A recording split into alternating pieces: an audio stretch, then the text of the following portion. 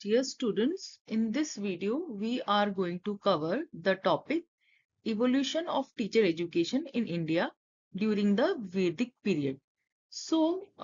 Basically, Vedic period जो है वो हमारे इंडियन एजुकेशन सिस्टम का आप ये कह दीजिए कि सबसे पहला वाला पीरियड है जहाँ से कि एजुकेशन जो है वो उसका हमें बहुत कुछ चीजें हैं जो कि हमारे लिए अभी भी रेलेवेंट है और हम अभी भी ट्राई करते हैं कि वैदिक पीरियड के टाइम पे जो एजुकेशन सिस्टम था उसमें से जो इम्पोर्टेंट जो चीजें हैं उनको हम अभी लाने की कोशिश करें.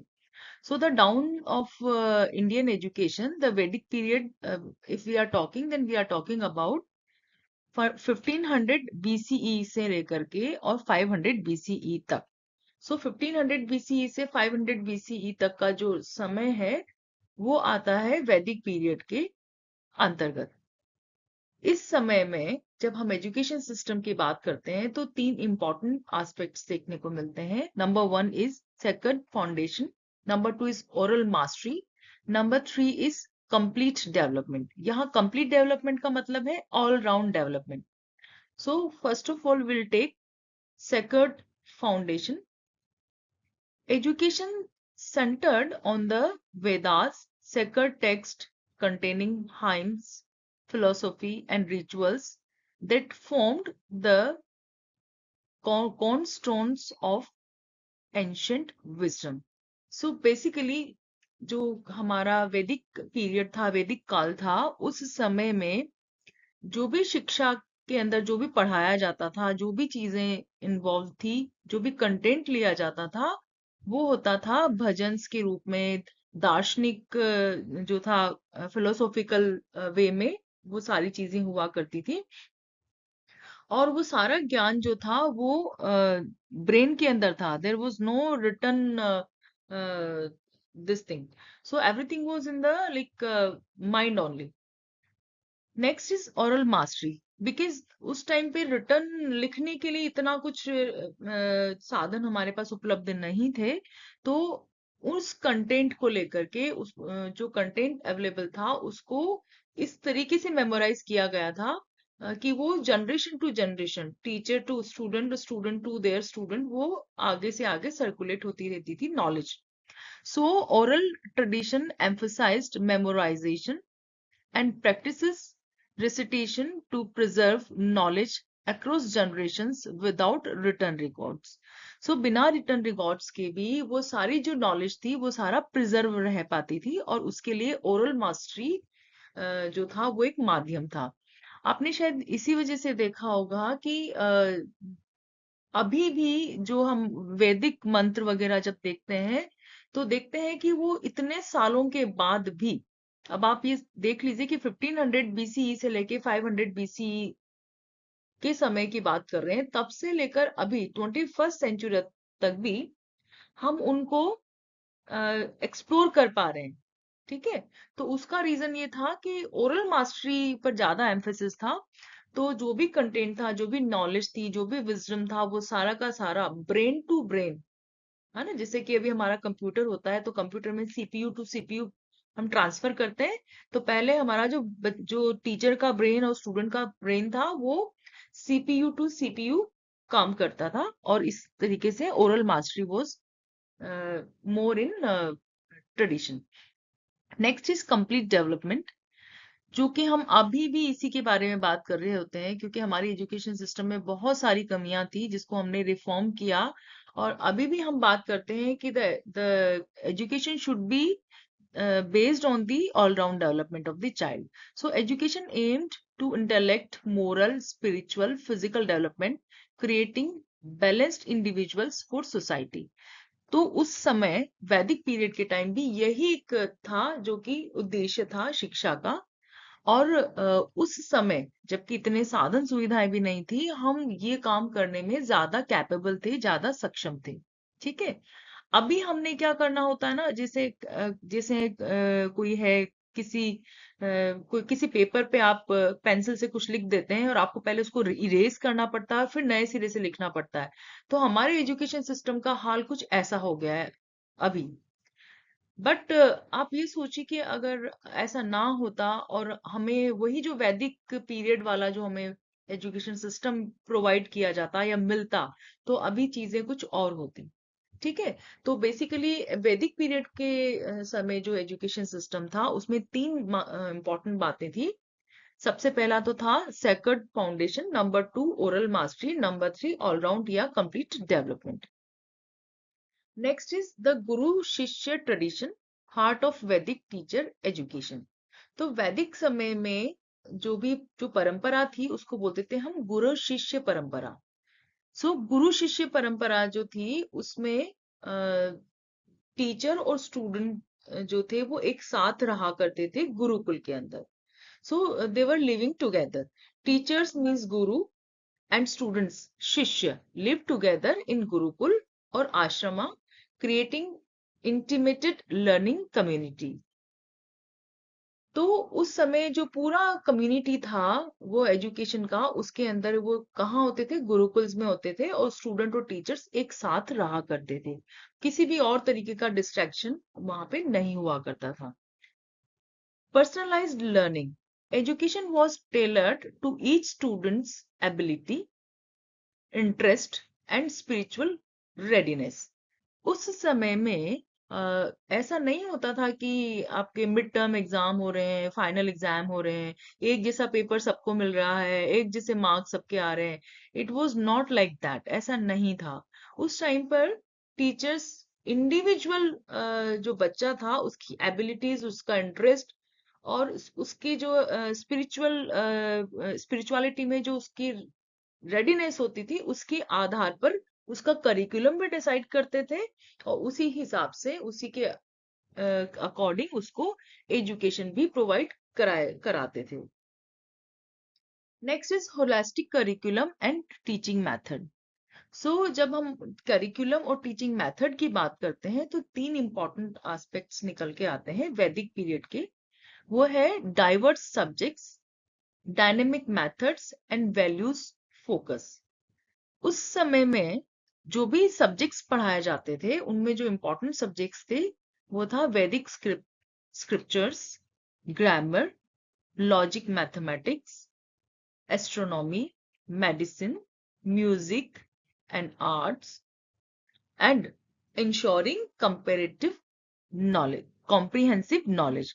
तो उस समय पर जो भी सब्जेक्ट्स चला करते थे उनमें ये सारे सब्जेक्ट्स इंपॉर्टेंट थे, और इन सब सब्जेक्ट्स की नॉलेज जो है वो कॉम्प्रिहेंसिव वे में दी जाती थी। टीचिंग मेथड कैसा होता था? Teaching combined oral lectures, story telling, discussions, practical life skill through experiential learning. जैसे कि आपने ये टर्म देखा होगा एक्सपीरियंशियल लर्निंग। अभी भी एनईपी 2020 ने एक्सपीरियंशियल लर्निंग के ऊपर एम्फेसिस दिया है। ठीक है। तो ये हमने जो है वो कहाँ से लिया है? ये थॉट हमने लिया है वैदिक पीरियड से। तो उस समय पर मोस्टली ओरल लेक्चर्स हुआ करते थे, लेकिन स्टोरी टेलिंग के माध्यम से बहुत सारी चीजों को समझाया जाता था, डिस्कशन होता था, नई चीजें इन्वेंट होती थी। इसके अलावा जो भी नॉलेज दी जाती थी वो सारी की सारी प्रैक्टिकल बेस्ड होती थी, और बच्चों को इस तरीके से एक्सपीरियंशियल लर्निंग का अनुभव होता था। Next is value focused, strong emphasizes on self realization, duty, dharma, morality and community welfare guided all learnings. तो जो शिक्षा देने का जो आधार होता था वो था व्यक्ति के अंदर मूल्यों का विकास करना, मतलब मूल्य सर्वोपरि थे, और मूल्यों के का विकास करना ही शिक्षा का उद्देश्य था, और शिक्षा के करिकुलम के अंदर वो सारी चीजें डाली गई थी। तो उस समय पर जो है मोरल वैल्यूज के ऊपर, धर्म के ऊपर, ड्यूटी के ऊपर ज्यादा एम्फेसिस था। Now next is role and status of teachers in the Vedic period.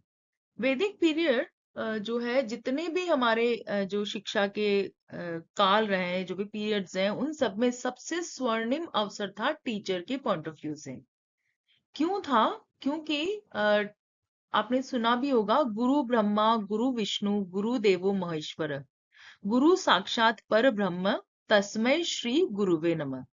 ये आपने सुना होगा इसमें जो वैदिक पीरियड था उसके उस समय में शिक्षक को गुरु के समान दर्जा दिया हुआ था। गुरु का स्थान बहुत पवित्र स्थान था। और ऐसा क्यों था? क्योंकि वो एक तरीके से नॉलेज कस्टोडियन था, मतलब ज्ञान का संरक्षक माना जाता था। शिक्षक शिक्षक को ज्ञान का संरक्षक माना जाता था। वो बच्चों को ज्ञान का संरक्षण करता था और देता भी था। Character guides, mentor for life and values. जो टीचर होता था, शिक्षक होता था, जो गुरु होता था उस समय, वो मेंटर ऑफ लाइफ होता था, मेंटर फॉर द लाइफ होता था। वो उस बच्चे की जो उसकी कह लीजिए उसके वैल्यूज, उसके कैरेक्टर, उसकी पर्सनालिटी, हर एक के लिए रिस्पॉन्सिबल माना जाता था।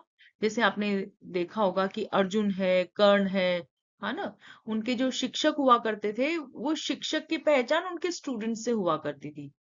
तो वो एक तरीके से टीचर जो थे, उस गुरुज जो थे, वो एक तरीके से मेंटर का कार्य करते थे। तो इसी तरीके से आपने चाणक्य को भी देखा होगा। चाणक्य एक मेंटर के रूप में आप उनको आइडेंटिफाई कर सकते हो। Next is community leaders, respected advisers and spiritual authorities.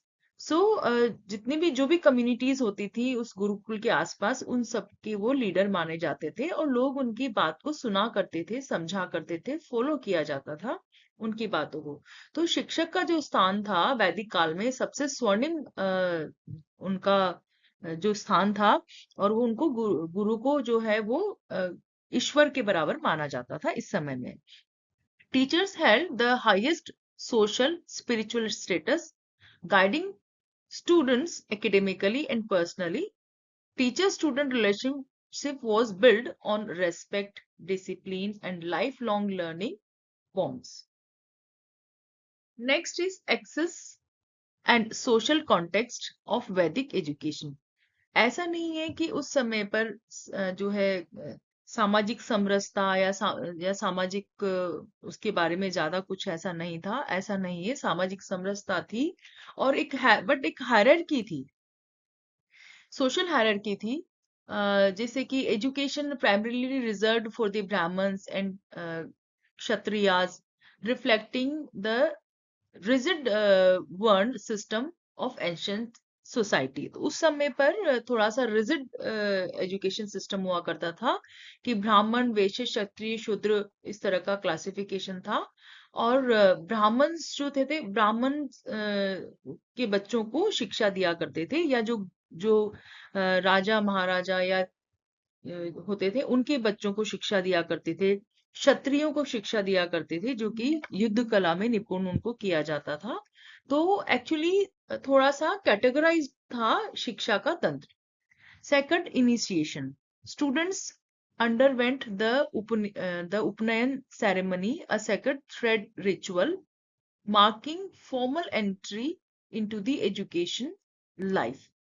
So basically उपनयन सेरेमनी हुआ करती थी। उपनयन सेरेमनी का मतलब होता था कि बच्चा अपने बाल्यावस्था से निकल कर आ गया है, अब वो जो है अपनी एडोलसेंट एज में आ रहा है। एडोलसेंट एज एक ऐसी एज होती है जबकि बच्चे को एक बहुत पॉजिटिव एनवायरनमेंट मिलना चाहिए, जहाँ की वो उसके अंदर की जो भी चीजें हैं वो अपना अच्छे से विकास कर सके। तो ऐसी सिचुएशन में उपनयन सेरेमनी की जाती थी। उपनयन सेरेमनी के बाद में बच्चा रेडी हो जाता था। किसके लिए रेडी हो जाता था? अपनी शिक्षा को अर्जित करने के लिए गुरुकुल में आकर के एजुकेशन लेने के लिए वो तैयार हो जाता था। Next, free education. इस समय पर जो एजुकेशन थी वो कैसी थी? फ्री थी। Education was provided without fees, with students living a disciplined simple lifestyle in residential Gurukul. तो ये उस समय का जो था स्ट्रक्चर था। Next is educational environment, the Gurukul system. Natural settings, character building beyond books and life skills, ये है इसके खास कैरेक्टरिस्टिक्स। तो जो एजुकेशनल एनवायरनमेंट हुआ करता था गुरुकुल के अंदर, वो होता था रेजिडेंशियल स्कूल्स हुआ करते थे। And residential schools in serene, distraction free, natural environment, that fostered deep learning and close teacher student bonding. तो ऐसा नेचुरल एनवायरनमेंट होता था जहाँ की टीचर स्टूडेंट बॉन्डिंग जो था बहुत क्लोज हुआ करता था। उन अपने शिक्षक और बच्चों के बीच में कोई और डिस्ट्रैक्शन नहीं होता था। Character building education aim to producing well rounded individual fully prepared for their designated societic roles and the responsibilities। ऐसा नहीं है कि अगर कोई बच्चा क्षत्रिय का है तो उसको जबरदस्ती वेदों की और ऐसी कुछ सिखाया जा रहा है जो कि उसके लिए रेलेवेंट नहीं है, या कोई स्टूडेंट है जो कि ब्राह्मण है और उसको युद्ध कला में निपुण करने की कोशिश की जा रही है, ऐसा नहीं होता था। कुछ इस तरीके का सिस्टम हुआ करता था कि बच्चे को उसकी क्या रिस्पॉन्सिबिलिटी आने वाली है इन फ्यूचर, भविष्य में वो कहाँ जाने, जब वो गुरुकुल छोड़ के जाएगा तो वो किस सोसाइटी के अंदर जाएगा, उस सोसाइटी के क्या रोल्स और रिस्पॉन्सिबिलिटीज हैं, उनके हिसाब से उस इंडिविजुअल बच्चे को, शिष्य को शिक्षा दी जाती थी। Beyond books, learning extended far beyond academics to include daily chores, yoga, meditation, and comprehensive moral training. सिर्फ नॉलेज गेन करना ही उस समय शिक्षा का उद्देश्य नहीं था, बल्कि जो हमारे डेली रूटीन की जो लाइफ होती, खाना बनाना, खाना, अपने आप को साफ सुथरे रखना, योगा और मेडिटेशन करना, वो सारी एक दूसरे के साथ किस तरह से व्यवहार करना, वो सारी चीजें बियॉन्ड बुक्स, वो सारी चीजें सिखाई जाती थी। Life skills, students learn practical skills alongside spiritual wisdom, creating competent and ethical community members। बच्चे जो है, कह दीजिए, या जो शिष्य थे वो स्पिरिचुअल ग्रोथ के साथ साथ बाकी चीजों के लिए भी निपुण किए जाते थे। Legacy and influence on the modern teacher education. अब बिकॉज हमारा ये जो सब्जेक्ट है वो टीचर एजुकेशन का है, तो we should focus on the teacher education also, कि टीचर एजुकेशन के बारे में उस समय क्या था। तो मेंटरशिप फोकस था, emphasize on mentorship, personalized instruction and moral education continues in contemporary teacher training programs. तो बेसिकली मेंटोरिंग सिखाया जाता था, पर्सनलाइज इंस्ट्रक्शंस, मोरल एजुकेशन, ये सारी चीजें उस समय टीचर्स को सिखाई जाती थी, और टीचर्स ऐसा किया, मेंटोरिंग किया करते थे। Holistic development, Vaidik focuses on complete human development aligns perfectly with the modern multidisciplinary education approach. आज भी आपने देखा होगा कि हम एम्फेसिस कर रहे हैं होलिस्टिक डेवलपमेंट पर। तो ये होलिस्टिक डेवलपमेंट जो है हमारे वैदिक पीरियड जो था, वैदिक काल था, उस टाइम भी फोरमोस्ट ऑब्जेक्टिव माना गया था। तो हम कह सकते हैं कि जो अभी हमारा मल्टीडिसिप्लिनरी एजुकेशन अप्रोच लाया है वो इसी पर आधारित है। Policy inspiration, national education policy 2020 draws significant inspiration from ancient Indian educational values and the methodologies। आपने देखा होगा कि एनईपी 2020 जो अभी आई है उसके अंदर वैदिक काल के समय पर बहुत सारी जो चीजें थी, उन जो जो हमारे खास बातें थी जिसने कि हमारे एजुकेशन सिस्टम को आज तक होल्ड किया हुआ है, तो वो सारी चीजों को रिवाइव करने के लिए उसके अंदर एम्फेसिस डाला गया है। और बहुत सारी चीजें हैं हमारी एनईपी 2020 में जो कि हमने कहाँ से उठाई है, हमारे इंडियन नॉलेज सिस्टम से, हमारे वैदिक काल से ली है हमने। सरप्राइजिंग इंसाइट्स, वैदिक educations enduring impact, there are three important things in that: perfect preservation, mind enhancement, and leadership training। Oral transmissions technique ensured flawless presentation of complex text for over 3000 years without any written records। Now you can see how strong the education system was that time, कि बिना किसी written material के, written records के oral transmission कितना तगड़ा हुआ करता था। जैसे कि भी कंप्यूटर्स के अंदर हुआ करता है, हम एक सीपीयू से दूसरे सीपीयू में डेटा डालते थे, वहां उस समय पर एक ब्रेन से दूसरे ब्रेन में इस एक्यूरेसी के साथ में डेटा पहुंचाया जाता था। Mind enhancement, yoga, meditation, rhythmic chantings were scientifically integrated to enhance memory, concentration, and the cognitive abilities। Yoga, meditation, ये सारी चीजें क्या है, ये आपको आपकी इनर जर्नी कराती है, आपकी बॉडी की अंदर की जर्नी कराती है, और आप अंदर से इतना ज्यादा एनलाइटेड हो जाते हो कि आप चीजों को अपने अंदर होल्ड करके रख सकते हो, नॉलेज को होल्ड करके रख सकते हो, नॉलेज को नई दिशा दे सकते हो, इनोवेशन कर सकते हो। तो ये जो है एक तरीके से एक सरप्राइजिंग वाली चीज है कि हमारे जो वैदिक पीरियड था, वैदिक काल था, उसके अंदर ये चीज थी, या इस पे कंसंट्रेशन दिया जाता था। Next is leadership training. Teacher shapes not just scholars but societal and spiritual leaders who guided entire civilizations for the centuries। आपने देखा होगा बहुत से ऐसे गुरुज हैं, उनकी दी हुई शिक्षाएं एक तरीके से पूरी की पूरी सिविलाइजेशन और पूरी पूरी सदियों के लिए मोरल बन के, आदर्श बन के, और उनको गाइडिंग लैंप देती आई हैं।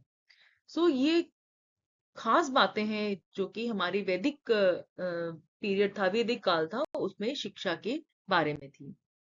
Now we can conclude that the Vedic period's timeless contribution to the teacher education was a living legacy. The Vedic system established the foundation for the India's rich educational heritage and sophisticated teacher training methodologies that continues to inspire modern education. Foundational impacts, modern relevance, and future inspirations. So foundational impacts, what are that? Created the bedrock of Indian educational philosophy and teacher development practices. Modern relevance is value-based holistic approach, offers crucial lessons for the contemporary education reforms. Future inspirations are honoring this legacy can inspire more integrated, ethical, and effective teacher education system. So, students, this is all about the Vedic period. Now, in the next video, we will go through with some other period of Indian education system. Thank you so much.